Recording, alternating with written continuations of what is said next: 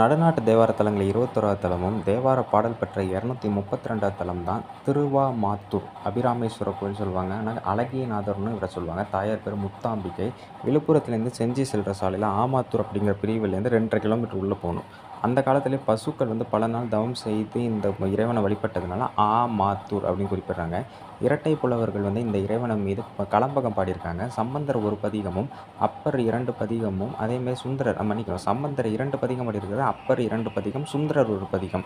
ஜெயங்கொண்ட சோழ மண்டலத்து பனையூர் நாட்டு, வாவலூர் நாட்டு, தேவதானம், திருவாமாத்தூர் உடைய பெருமானடிகள் தான் இவருடைய பெயர் கல்வெட்டுகளில்.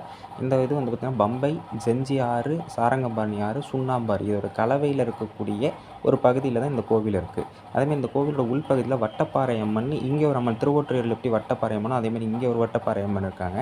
அதேமாதிரி இந்த கோவிலில் மட்டும்தான் லிங்கோத்பவ சன்னதியில் பெருமாள் பிரம்மனுக்கு நடுவில் சிவலிங்கம் இருக்கிற அமைப்பு வேறு எங்கேயும் பார்க்க முடியாது.